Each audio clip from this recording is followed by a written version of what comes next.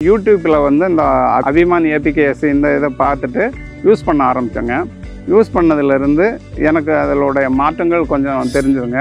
கீழே வந்து அந்த இலை பழுப்பு நோய் இல்லாமலும் கண்ணுகளை வந்து நல்லா குரோத்தாக எடுத்து கொடுக்குறதும், மண் வளத்தை நல்லா பொதுமலாக வர்றதும், வேர்கள் வந்து வேர்பிடிப்பு நல்ல தன்மைகள் நல்லா வளர்ந்து வர்றதுக்கு இருந்துங்க. இப்போ நான் இது வந்து 3வது வாட்டி யூஸ் பண்ணுறேங்க. இதுக்கு முன்னாடி வந்து எப்படின்னு கேட்டிங்கன்னா, வாழையில் வந்து சுருள் நோய் இருக்குங்க. அந்த சுருள் நோய் வந்து இப்போ இதில் இல்லை. கருவல் நோயின்னு சொல்லுவாங்க. அந்த கருவல் நோயில் இலை பழுக்கும், அந்த பழுப்பு நோயும் இல்லை.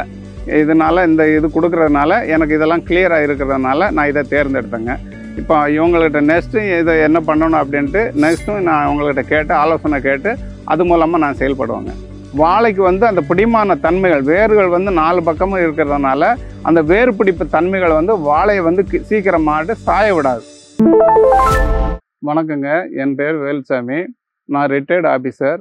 எஸ்ஐலேருந்து 2022 ரிட்டையர்ட் ஆனேன். அதிலிருந்து நான் இந்த விவசாயம் தான் பார்த்துட்டு வர்றேன். இந்த அபிமான் ஆர்பிக் இதை வந்து மொபைலில் நான் யூடியூப்பில் பார்த்தேன். என் ஊர் வந்து குலசேகரமங்கலம், சங்கரங்கோயில் தாலுக், தென்காசி டிஸ்ட்ரிக். நான் வந்ததுலேருந்து விவசாயம் தான் பார்க்குறேன். இதை வந்து எங்கள் ஏரியாவில் வந்து வாழை, நெல், தென்னை, மற்ற சோளம், இந்த மாதிரி எல்லா சாகுபடியும் இங்கே பண்ணுறாங்க. பருத்தி, மிளகாய் செடி எல்லாமே பயிர் செய்கிறாங்க. நான் வந்து வாழையும் நெல்லும் தேர்ந்தெடுத்துருக்குறேன்.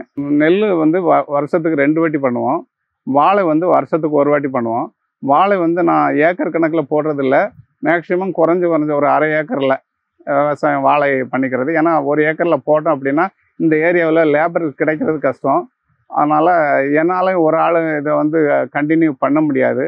அப்படிங்கிறதுனால நமக்கு எவ்வளோ தேவைப்படுதோ அந்த தேவைக்கு தகுந்தபடி அந்த வாழைப்பயிர் செய்கிறதுனால இப்போ வந்து தண்ணிக்கு எங்களுக்கு ஒன்றும் பிரச்சனை கிடையாது. களைகள் வந்து முதல்ல வாழை செடிகளுக்குள்ள களைகள், புல்லுகள் இருக்கக்கூடாது.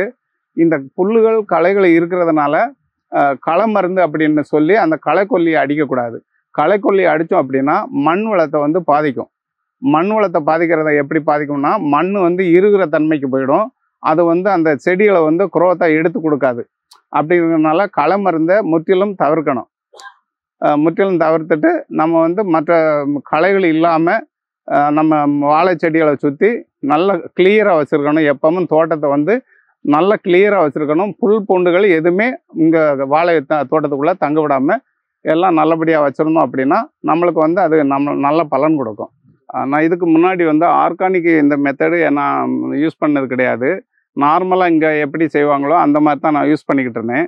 அதுக்கப்புறம் யூடியூப்பில் வந்து இந்த அபிமான் ஏபிகேஎஸ் இந்த இதை பார்த்துட்டு உடனே இவங்களுக்கு நான் காண்டாக்ட் பண்ணவும் என்னுடைய வாழை 1 மாதத்துலேருந்து 2 மாதத்துக்குள்ளே கண்டு வச்சு இதாகிடுச்சு.